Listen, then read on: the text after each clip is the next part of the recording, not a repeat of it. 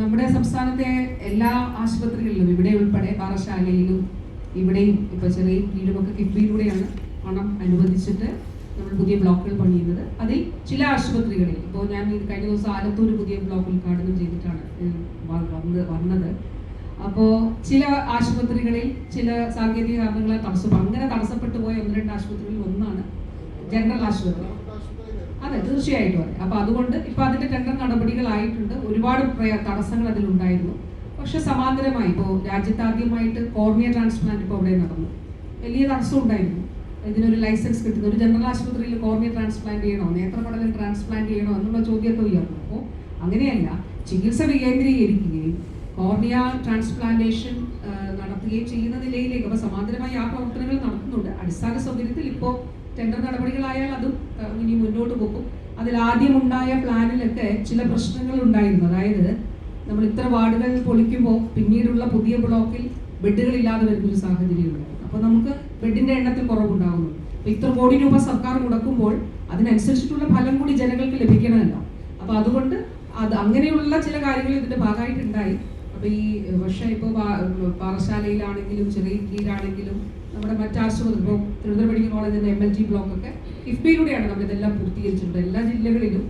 അപ്പോൾ ജനറൽ ആശുപത്രി പക്ഷേ ഇത്തരത്തിൽ സാങ്കേതികത്വത്തിൽ ഇങ്ങനെ പല പ്രശ്നങ്ങളിൽ പെട്ടു. പക്ഷേ അത് ടെൻഡറായിട്ടത് വരും.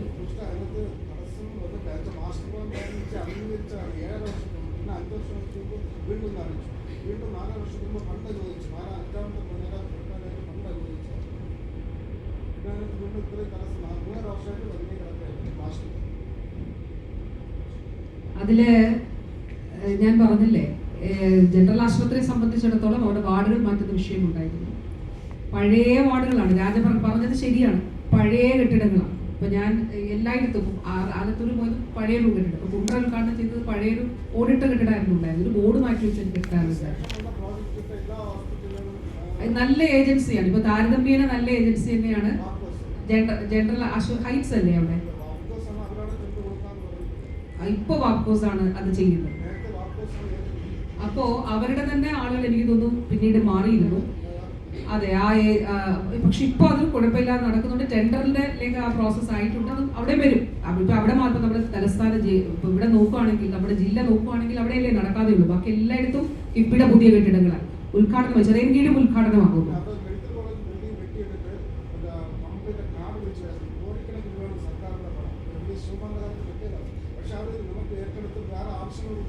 അത് ഉപയോഗിക്കുന്നുണ്ട്. അല്ലാതെ തന്നെ ഇപ്പൊ പല ഓഫീസുകൾ WHO ഉൾപ്പെടെ ഓഫീസുകൾ അവിടെ ഇപ്പോ വരികയാണ് പ്രാദേശികമായി.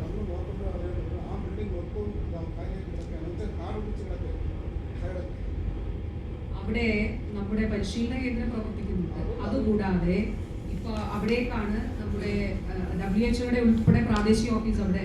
പിന്നെ അവിടെ നഴ്സിംഗ് കോളേജ് നടക്കുന്നുണ്ട്. തിരുവനന്തപുരം നഴ്സിംഗ് കോളേജിന്റെ 100 ഒരു ബാച്ചുകൾ നമ്മൾ അനുവദിച്ചിരുന്നല്ലോ. അത് അതിന്റെ മുകളിലാണ് പ്രവർത്തിക്കുന്നത്. നമ്മൾ എല്ലാ നിലകളും അവിടെ പ്രവർത്തിപ്പിക്കുന്നുണ്ട്. ആ പുതിയ കെട്ടിടം പ്രവർത്തിക്കുക തന്നെ ചെയ്യുന്നുണ്ട്. അപ്പോൾ ഈ പുതിയ കിഫ്ബിയിലൂടെയുള്ള നിർമ്മാണത്തിന്റെ കാര്യമാണ് പറഞ്ഞത്. തിരുവനന്തപുരം ജില്ലയിൽ തന്നെ നമ്മൾ നോക്കിയാൽ ബാക്കി എല്ലാ കെട്ടിടങ്ങളായിട്ടുണ്ട്. ഇതിൽ ഈ സാങ്കേതികത്വത്തിൽ കുരുങ്ങിയിട്ട് ചെയ്യും. പക്ഷെ അതിന്റെ പ്രോസസ്സ് കംപ്ലീറ്റ് ആക്കിക്കൊണ്ട് ടെൻഡർ നടപടിയിലേക്ക് ആയിട്ടുണ്ട്.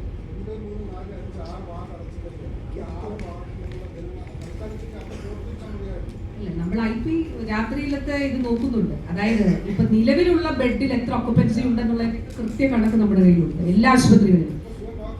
അതായത് നൈറ്റ് സെൻസസ് നോക്കുന്നുണ്ട്. ഒരു ആശുപത്രിയിൽ രാത്രിയിൽ അവൈലബിൾ ബെഡ് 100 ആണെന്ന് ഇരിക്കട്ടെ, 100ൽ എത്ര ഒക്കുപ്പൻസി ഉണ്ടെന്ന് നോക്കുന്നുണ്ട്. അപ്പോൾ ജനറൽ ആശുപത്രിയെ സംബന്ധിച്ചിടത്തോളം നമുക്ക് അതില് ബെഡ് ചില സമയങ്ങളിലെങ്കിലും ഒഴിവായിട്ട് കാണുന്നുണ്ട്. പക്ഷെ നമുക്കിത് പരിഹരിക്കുന്നതിന് വേണ്ടിയിട്ടാണല്ലോ.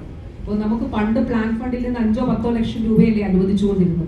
കിഫ്ബിയിലൂടെ കോടിക്കണക്കിന് രൂപ, എനിക്ക് തോന്നുന്നു 127 അതിലും അപ്പുറം കോടി രൂപയ്ക്കാണ് അവിടെ പണിയുന്നത്. നമുക്ക് അന്ന് ഇമാജിൻ ചെയ്യാൻ കഴിയാതിരുന്നൊരു തുകയാണല്ലോ. ഓരോ വാർഷിക പദ്ധതിയിൽപ്പെടുത്തി ഒരു ആശുപത്രിക്ക് 5-10 ലക്ഷം രൂപയാണ് ജനറൽ ആശുപത്രിയൊക്കെ വെച്ചുകൊണ്ടിരുന്നത്. മെഡിക്കൽ കോളേജിനാണ് ഒരു 10, 20, 25 ലക്ഷം രൂപയൊക്കെ ലഭിച്ചുകൊണ്ടിരുന്നത്. ആ സ്ഥാനത്താണ് 127 കോടി രൂപയുടെ ഈ ഒരു കെട്ടിടം അവിടെ വരുന്നത്. അത് വരട്ടെ, അത് പ്രശ്നങ്ങൾ പരിഹരിച്ച് നിർമ്മാണത്തിലേക്കായല്ലോ. അതിനെ പെട്ടെന്ന് അത് നിർമ്മിച്ച് അത് പൂർത്തിയാക്കട്ടെ. ഇതുമായിട്ടൊന്നും വരുന്നില്ല, അതറിയാലോ. കാരണം അതിന്റെ ടെൻഡർ നടപടികൾ ഇനി ഇലക്ഷന് മുൻപ് ടെൻഡർ അക്സെപ്റ്റ് ചെയ്താൽ അതിലും സാങ്കേതികതയില്ല അവർക്ക് തുടങ്ങാൻ.